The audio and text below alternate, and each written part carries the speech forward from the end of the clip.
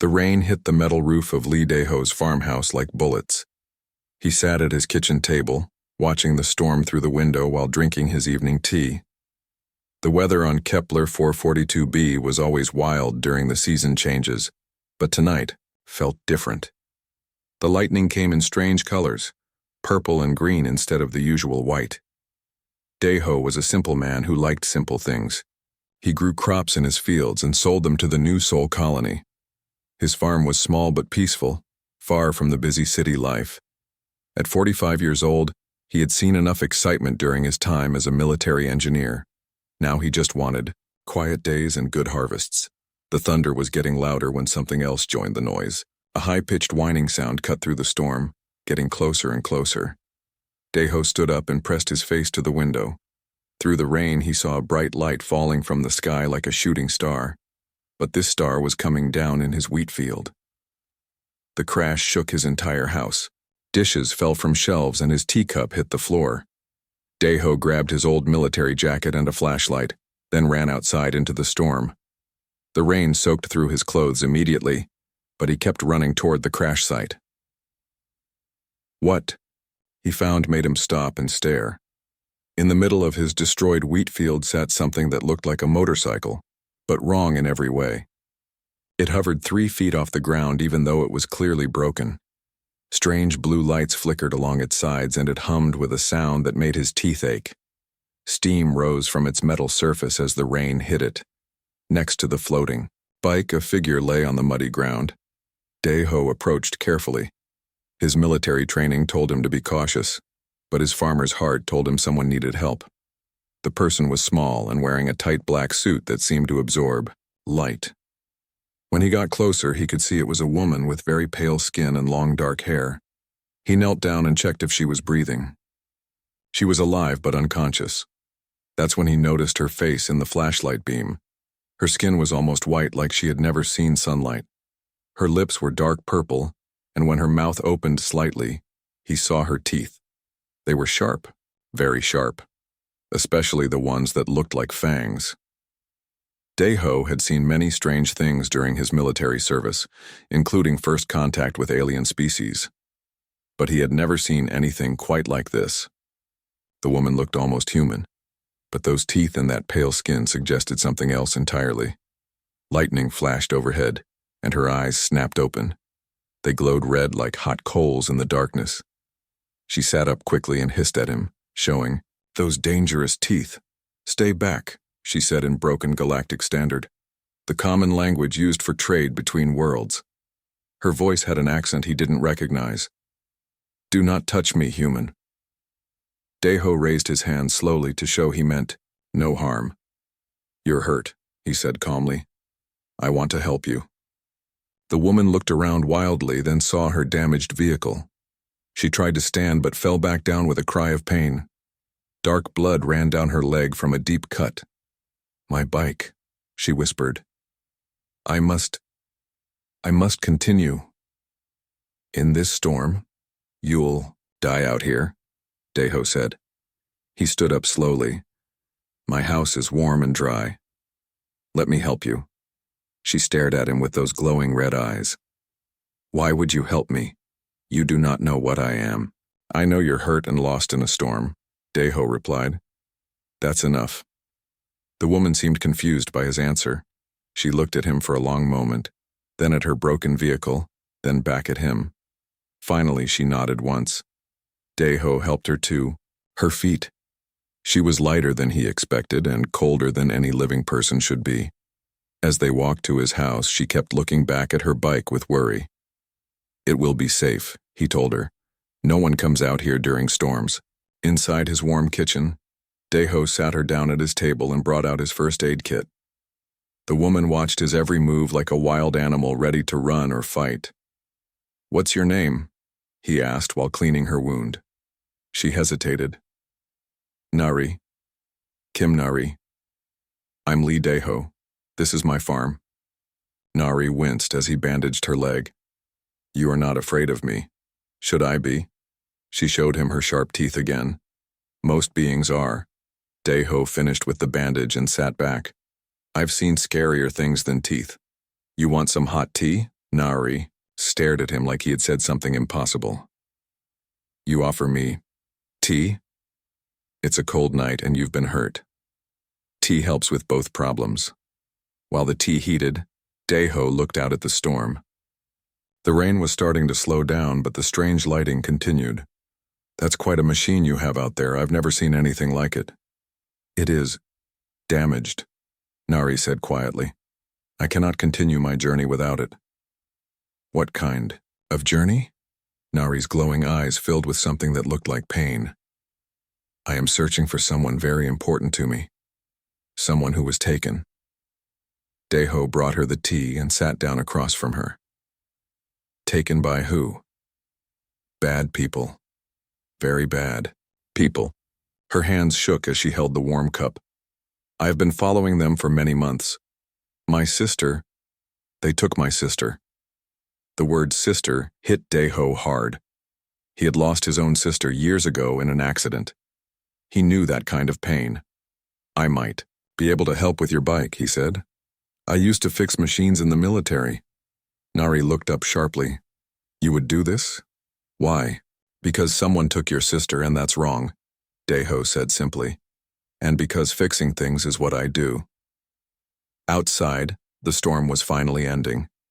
The strange lightning faded away, leaving only normal rain and wind.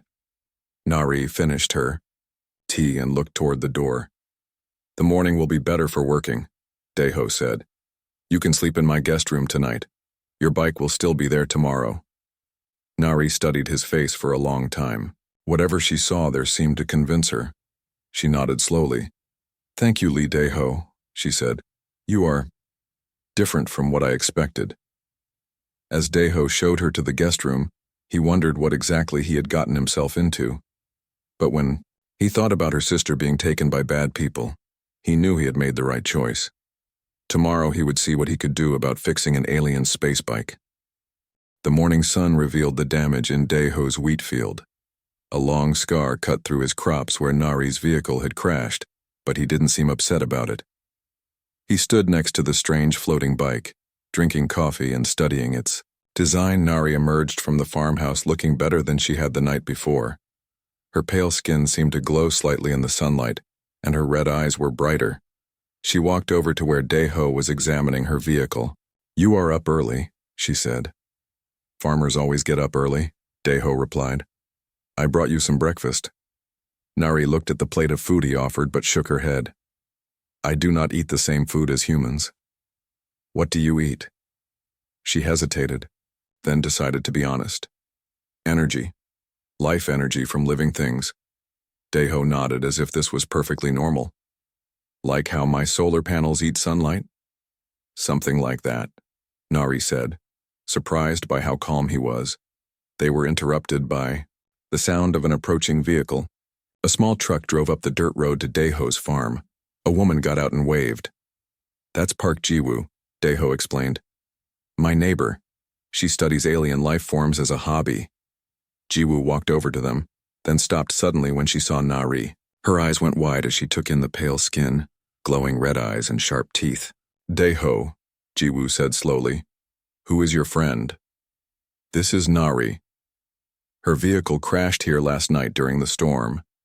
Jiwoo circled around Nari, studying her like a scientist examining a new species. Fascinating. The pale skin suggests adaptation to low-light environments. The teeth indicate a carnivorous diet. And those eyes. I am standing right here, Nari said, sounding annoyed. Sorry, Jiwoo said, but she kept staring. It's just that you match descriptions I've read about a species called the Valix. But that's impossible because they're supposed to be myths. Nari's expression darkened. We are not myths. So you are Valix, Jiwoo said excitedly. That means you feed on bioenergy. You're incredibly fast and strong and you live much longer than humans. People call your kind space vampires. That name is not kind, Nari said. Daeho looked between them. Space vampires? It's just what people say, Jiwoo explained. The Valix feed on life energy instead of blood, but the effect is similar. They can drain a person's life force just by touching them. Daeho looked at Nari. Is that true? Nari nodded reluctantly. I can control it. I did not hurt you last night. I didn't think you would, Deho said. Before anyone could say more, they heard more vehicles approaching. 3 military trucks drove up to the farm, and soldiers got out. A tall man in an officer's uniform walked toward them. That's Choi Min-ho, Deho said quietly. Colony Security Chief. Min-ho approached with his hand on his weapon. His eyes locked onto Nari immediately. Lee Deho, Min-ho said formally. We detected an unauthorized landing in this area last night. I see you found our visitor. She's not a threat, Min-ho, Deho said. That's not for you to decide. Min-ho stepped closer to Nari. What species are you, and what's your business on our world? Nari's eyes began to glow brighter and Deho could see her muscles tensing. She was getting ready to fight or run. I am Valix, she said. I am only passing through. Valix, Min-ho repeated. Space vampires. That makes you a potential threat to our colonists. The soldiers behind Min-ho raised their weapons. Nari hissed and showed her fangs. Her hands started to glow with a strange energy. Stop, Deho said loudly, stepping between them. Min-ho, I served with you in the military. Trust me when I say she's not here to hurt anyone. Then why is she here? Min-ho demanded. Nari looked at Deho, then seemed to make a decision. My sister was taken by slave traders. I have been following them for months. My vehicle was damaged and I crashed here. Slave traders? Jiwoo asked. What kind of slave traders? The kind that steal Valix children and sell them to people who want to use our abilities, Nari said bitterly. They took Sojin 3 months ago. She is only 16 years old. The anger in her voice made everyone step back. The air around Nari seemed to shimmer with barely controlled power. I have to find her, Nari continued. Every day I wait, she suffers more. Min-ho lowered his weapon slightly. Do you have any proof of this? Nari walked to her damaged bike and touched a panel on its side. A holographic image appeared above the vehicle, showing a young Valix girl who looked like a smaller version of Nari. This is Sojin, Nari said. She was taken from our home world while I was away hunting. When I returned, I found our house, destroyed and her gone. The hologram shifted to show security footage of armed figures dragging the girl onto a ship. I followed their trail through 4 star systems, Nari said. My bike's navigation system has been tracking their quantum signature, but now it is damaged and I cannot continue. Deho walked over to the bike and looked at the holographic display. The navigation screen showed a faint trail of energy signatures leading away from the planet. The trail is still there, he said, but it's getting weaker. Yes, Nari said. If I cannot repair my bike soon, I will lose them forever. Min-ho holstered his weapon completely. Show me this navigation system. For the next hour, Nari explained how her tracking system worked. The slave trader's ship left a unique energy signature that her bike could follow across space, but the tracking system was connected to the bike's main power core, which had been damaged in the crash. This is beyond our technology, Min-ho admitted. I can't help you fix this. But I might be able to, Deho said. Everyone turned to look at him. I worked on energy systems in the military, he explained. Different technology, but the basic principles are the same. Power flows from source to destination. Find the break in the flow. Fix the break. He knelt down and opened a panel on the bike side. Inside was a maze of glowing circuits and energy conduits. This coupling here is cracked, he said, pointing to a crystal component. And this regulator is burned out. I can't replace them with exact matches, but I might be able to rig something that works. Nari stared at him. You would do this for me. Your sister is in danger, Deho said simply. Of course I'll help. Min-ho looked at the quantum trail display. If we help you find these slave traders, you'll take them down? I will destroy them, Nari said with quiet intensity. Then, you have our support, Min-ho said. But you'll need more than just a working bike to take on an entire criminal organization. Jiwoo stepped forward. I've been monitoring criminal networks for my research. If these are the same traders I think they are, they have a base in the Tau Ceti asteroid belt. You know where they are? Nari asked. I know where they might be, Jiwoo corrected. But getting there and rescuing your sister will take more than one person, even a Valix. Nari looked around at the 3 humans who were offering to help her. Why would you do this? You do not know me. You do not know Sojin. Because it's the right thing to do, Daeho said. And because no child should be enslaved. Minho nodded. I'll contact my old unit. Some of them work private security now. They might be willing to help. And I'll pull all the information I have about these traders, Jiwoo added. Nari's glowing, eyes filled with something that might have been tears. I have been alone for so long, my people do not work together like this. Humans do, Daeho said. It's one of our best qualities. He turned back to the damaged bike. Now let's see about getting your navigation system working again. 3 days later, Daeho's farm looked like a military workshop. Tools and spare parts covered every surface of his garage. Nari's space bike sat in the center, partially taken apart as Daeho worked on its damaged systems. Try it now, Daeho called out, wiping grease from his hands. Nari touched the bike's control panel. The navigation screen flickered to life, showing the quantum trail much clearer than before. The energy signature led away from their planet and into deep space. It's working, she said, amazement in her voice. But how? You used farming equipment parts. Daeho grinned. A power regulator is a power regulator, whether it's for a space, bike, or a hydroponic garden. I also added something extra. He pointed to several small devices attached to the bike's energy core. Bioenergy collectors from my experimental greenhouse. They'll boost your bike's power by absorbing energy from nearby living things, plants, animals, even people if necessary. Nare stared at the modifications. You made my bike stronger? Much stronger. And the range should be increased by at least 50%. A truck pulled up outside and Yang Subin climbed out. She was a woman in her 40s with short gray hair and the confident walk of an experienced pilot. Behind her came a young man in mechanic's overalls. Daeho, you old bear, Subin said, hugging him tightly. Minho told me you needed help with a rescue mission.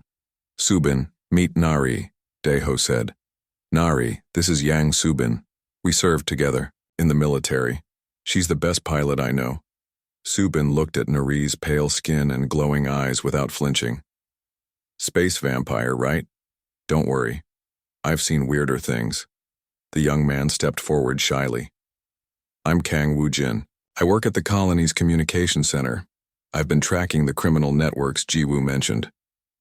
Woo-jin pulled out a tablet and showed them a star map. The energy trail leads to the Tau Ceti asteroid belt. There's a mining facility there. That's supposed to be abandoned, but I've detected communication signals coming from it. What kind of signals? Nari asked. Slave auction broadcasts, Woo-jin said grimly. They're selling people to buyers across the galaxy. And based on the description, some of the slaves are Valix. Nari's eyes flared brighter. Sojin could be there. The facility is heavily defended, Subin said, studying the tactical information. My ship can get us there, but taking on an entire criminal base won't be easy. I can do it alone, Nari said. This is not your fight. Like hell it isn't, Subin replied. Child slavery makes it everyone's fight. Daeho finished his work on the bike and stepped back. There's something else. I've been thinking about Valix abilities. You can drain energy from living things. Right. Nari nodded. Yes, but it is difficult to control, and it can kill if I am not careful. What if you didn't have to drain it from people? What if you could use the energy from other sources? He showed her the bioenergy collectors he had installed. These can store energy from plants, animals, even electrical systems. You could feed from them instead of having to hunt. Nari touched one of the collectors. It glowed softly under her fingers. You made it so I do not have to hurt anyone to survive. Exactly. And in a fight, you could use the stored energy to boost your abilities without weakening yourself. Subin whistled, appreciatively. That's brilliant. A vampire who doesn't need victims. The question now is how we approach this rescue, Daeho said. The criminals will be expecting trouble. They won't make it easy. Wu Jin pulled up building schematics on his tablet. The mining facility has 3 main sections: the command center, the processing plant, and the holding area where they keep the slaves. The holding area will be the most heavily guarded, Subin said. Not necessarily, Nari said, studying the layout. Valix prisoners become weak when they cannot feed properly. The guards may not expect much resistance from starving slaves. Then we use that to our advantage, Daeho said. But we need to be smart about this. A direct assault will get people killed. They spent the next several hours planning their approach. Subin's ship would arrive at the facility disguised as a supply delivery.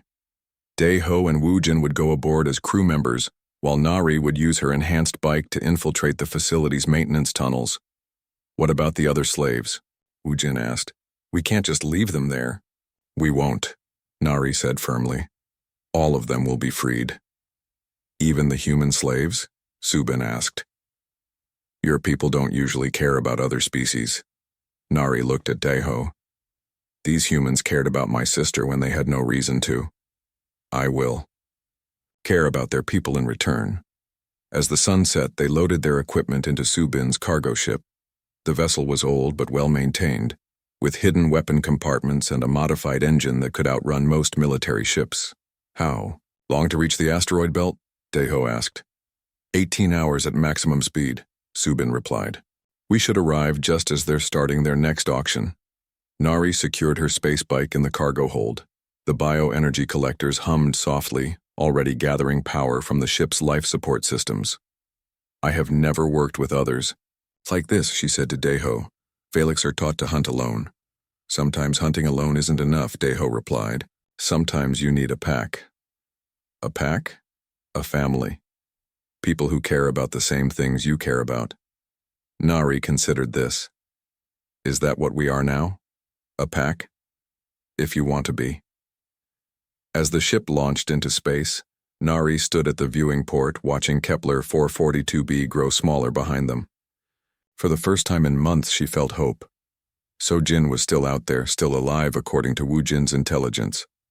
And now she wasn't going after her sister alone.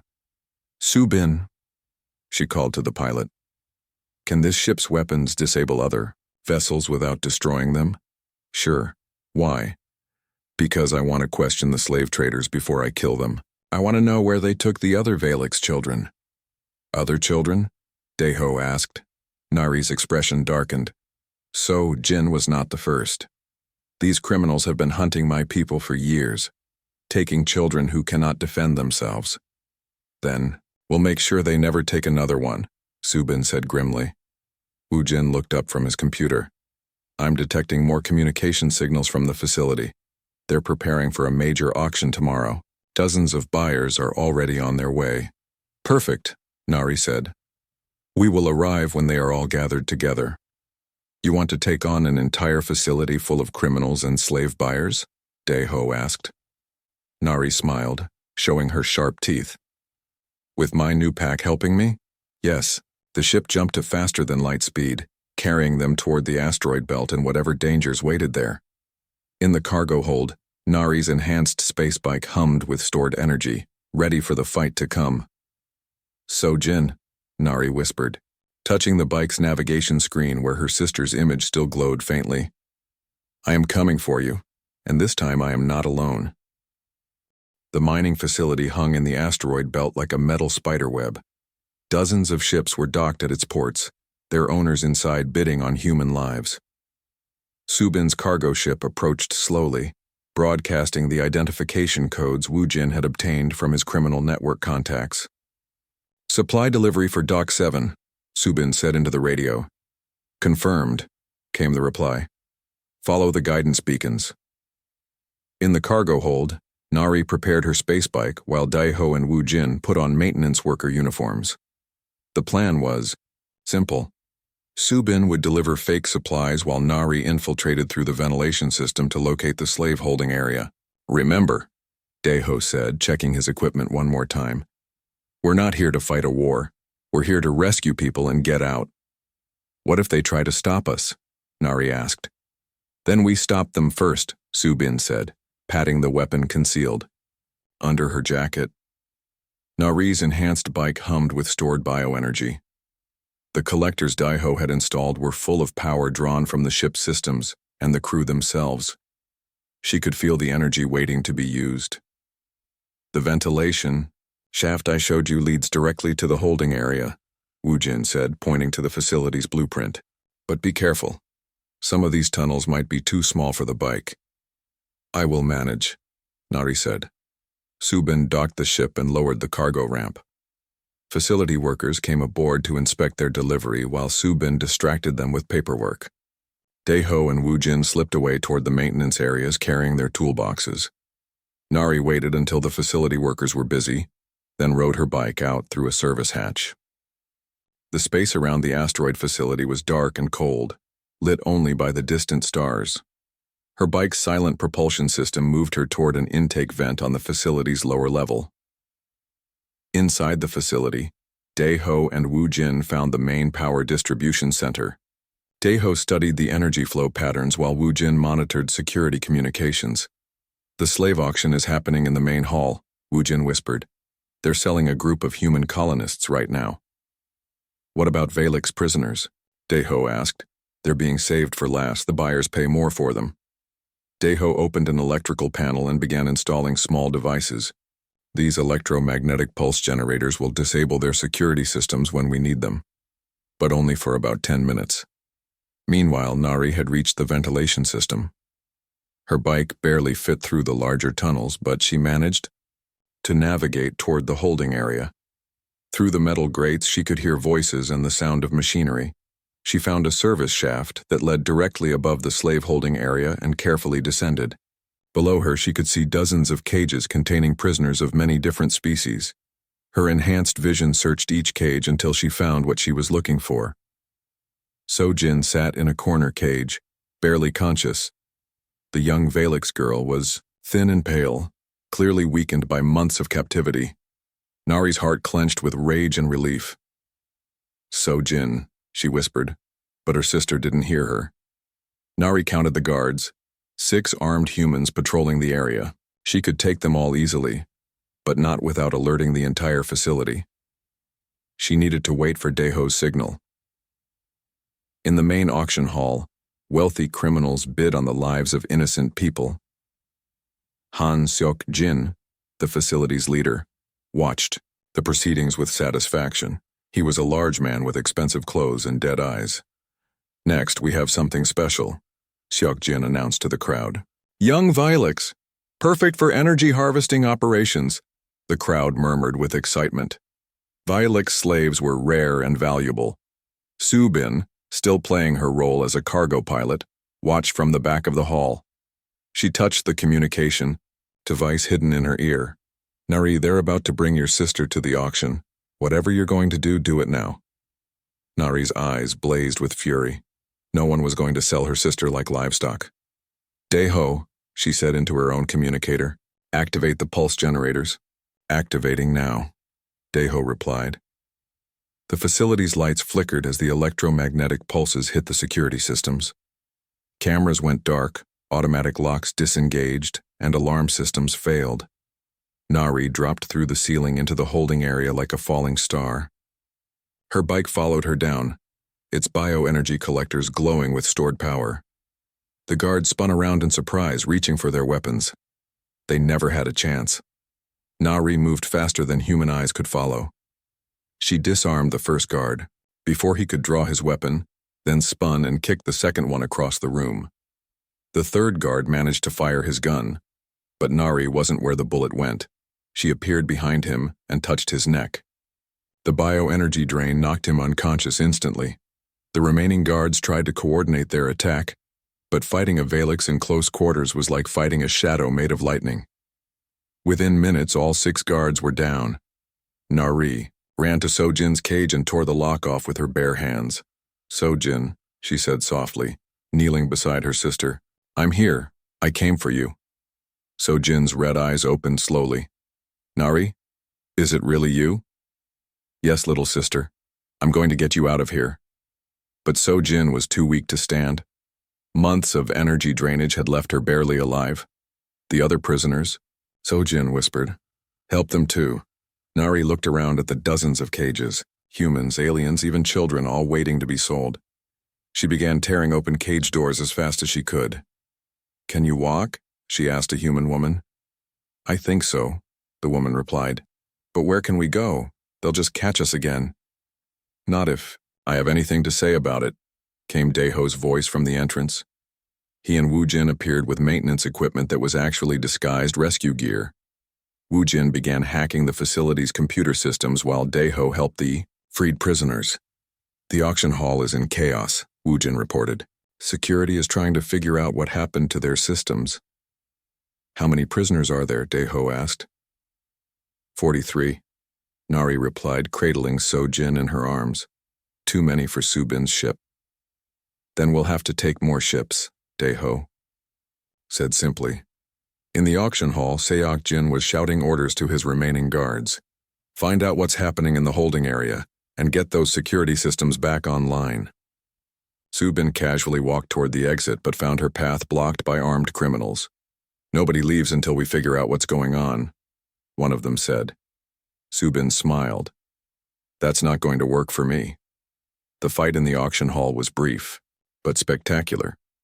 Subin had trained alongside Special Forces soldiers, and these criminals weren't prepared for someone with her skills. By the time security arrived, she was already moving toward the holding area. Back in the prison section, Nari faced a problem. Sojin needed energy to survive, but draining it from the other prisoners would weaken them.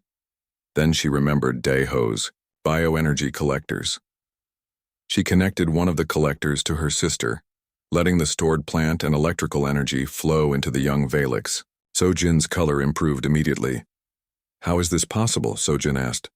This energy, it doesn't taste of pain. Human engineering, Nari said proudly. They found a way for us to feed without hurting anyone.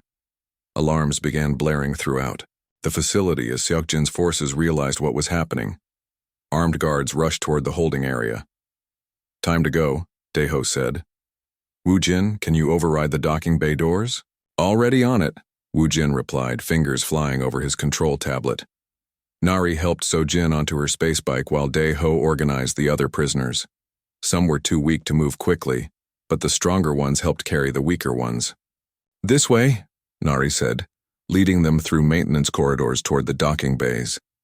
They reached the ship bays just as Seok-jin arrived with a squad of heavily armed guards. The criminal leader's face was twisted with rage. You're not taking my merchandise anywhere, he snarled, raising a military-grade energy weapon. Nari placed herself between Seok-jin and the prisoners. Her bike's bioenergy collectors blazed with power, and her eyes burned like red stars. Your merchandise? She said, her voice deadly quiet. These are people, children, and you will never hurt them again. The final battle for the mining facility was about to begin. The fight in the docking bay was over quickly. Seok-jin's weapons were powerful, but they couldn't hit what they couldn't track. Nari moved like liquid lightning, her enhanced bike weaving between energy blasts, while she struck back with precision. When Seok-jin fell unconscious from her bioenergy drain, his remaining guards surrendered. The other criminals in the facility, seeing their leader defeated, began fleeing in their ships rather than face an angry Valix. Is it over? Sojin asked, weakly from behind Nari on the bike. It's over, Nari replied, holding her sister close. They had captured 3 additional ships to transport all the freed prisoners. Subin piloted the lead vessel while Daeho and Woojin coordinated the evacuation. The mining facility was left empty except for its automated systems and the criminals who were too injured to escape. The journey back to Kepler 442b took 2 days. During that time, Nari rarely left Sojin's side. Her sister was recovering thanks to the bioenergy collectors, but the emotional healing would take much longer. I thought you were dead, Sojin whispered on the second night. When they took me, I thought I would never see you again. I never stopped looking, Nari replied. And I had help. Good help. Sojin looked around at the humans who had risked their lives to save people they didn't even know. They are not like what we were taught about humans. No, they are much better. When they reached Daeho's farm, it had been transformed into a temporary medical facility. Jiwoo had organized medical supplies and volunteers from the new Seoul colony. The freed prisoners received care while arrangements were made to return them to their homeworlds. Director Park Hae-jin arrived from the Galactic Federation 3 days later. She was an older woman with kind eyes and an official manner, but her first concern was for the rescued slaves. 43 people freed, she said, reviewing the reports, including 12 Valix children who were thought to be lost forever. What about the criminal network? Minho asked. Are there other facilities like this one? Woo-jin pulled up data from the computers they had captured. At least 6 other operations across 3 star systems, but without Seokjin's organization, they'll probably fall apart. We're sending Federation forces to investigate, Director Hae-jin said. This kind of slavery will not be tolerated. Nari sat with Sojin in Daeho's garden, watching the sunset paint the sky in soft colors. Her sister was much stronger now, though she still stayed close to Nari's side. What happens now? Sojin asked. I don't know, Nari admitted. For months, all I thought about was finding you. I never planned beyond that. We could go home, Sojin suggested. Nari considered this. Their homeworld was far away and it held painful memories of the attack that had separated them. Do you want to go home? Sojin looked around at the peaceful farm. This place feels safe. These people... She gestured toward Daeho, who was teaching some of the rescued children how to feed chickens. They protected strangers because it was right. Our people don't do that. No, they don't, Nari agreed. Director Hae-jin approached them with a tablet in her hands. Nari, I have a proposition for you. What kind of proposition? The Galactic Federation has been trying to establish better relations with the Valix for decades. Your people are difficult to find and rarely interested in cooperation. But after what happened here, Hae-jin showed them images of news reports spreading across multiple worlds. The story of the Valix vampire who worked with humans to rescue slaves was being told everywhere. You've become a symbol, Hae-jin continued. Proof that cooperation between species is possible. We'd like to offer you a position as cultural ambassador. Nari frowned. I'm not a diplomat. I'm a hunter. Exactly. You're not a politician trying to make deals. You're someone who fights for what's right. That's exactly what we need. And Sojin? She would be welcome too, of course. The position comes with a permanent residence and protection for your family. Nari looked at her sister, then at Daeho's farm. What would this job involve? Helping other species understand Valix culture, investigating crimes against your people, and working with humans like these to solve problems that cross species boundaries. That evening, Nari found Daeho in his workshop. He was tinkering with one of the bioenergy collectors, trying to make it more efficient. The Federation wants me to become an ambassador, she told him. That's a good opportunity, Daeho said, not looking up from his work. I would have to travel to many worlds, meet with politicians and scientists. Sounds important. Nari sat down across from him. I don't want to leave. Daeho finally looked up. Why not? Because this is the first place that has felt like home since Sojin was taken. Because you and your friends became my pack. Because... She struggled to find the words. Because I learned something here that I never knew before. What's that? That helping others makes you stronger, not weaker. That working together can accomplish more than hunting alone. Daeho smiled. Those are good lessons. Will you teach me more? About what? About growing things instead of just hunting them. About building communities instead of just surviving alone. Daeho put down his tools and gave her his full attention. Are you asking to stay here? I'm asking if there's room in your pack for 2 more Valix. There's always room, Daeho said. But what about the ambassador job? Nari grinned, showing her sharp teeth. I told Hae-jin I would take the position, but only if I could operate from here. This farm can be my base while I travel to other worlds. And Sojin, she wants to learn about your agriculture techniques. Apparently, plants respond well to Valix bioenergy when it's properly controlled. Over the following weeks, Daeho's farm became something unique in the galaxy, a place where humans and Valix lived and worked together. Sojin discovered she had a talent for helping plants grow faster and stronger using her natural abilities. Nari began her work as an ambassador, but always returned to the farm between missions. Wu Jin established a communication network that connected rescued slaves with their families across the galaxy. Subin started a transport service that specialized in moving refugees and former prisoners to safe worlds. The bioenergy collectors became a symbol of cooperation between the species. Other Valix began arriving at the farm, curious about this new way of living that didn't require hunting sentient beings for food. 3 months after the rescue, Nari stood in the same wheat field where her bike had crashed. The crops had regrown, and new varieties were sprouting that had never existed before. Hybrid plants that thrived on the combination of human agricultural science and Valix bioenergy. "Do you miss hunting?" Sojin asked, joining her sister in the field. "Sometimes," Nari admitted. "But this is better. Instead of hunting criminals alone, I hunt them with a team. Instead of just surviving, we're building something that will help others survive too." A message chimed on Nari's communication device. Another distress signal from a Valix family whose children had been taken by slavers. "Time to go hunting." "Again?" Sojin asked. Nari smiled and climbed onto her enhanced space bike. "Want to come with me this time?" "I thought you'd never ask." As the two sisters lifted off toward the stars, Daeho watched from his farmhouse window. He had gained more than just neighbors. He had gained family. And somewhere in the galaxy, other families would stay together because of the bonds forged on a simple farm between a farmer and a space vampire who had needed help fixing her bike.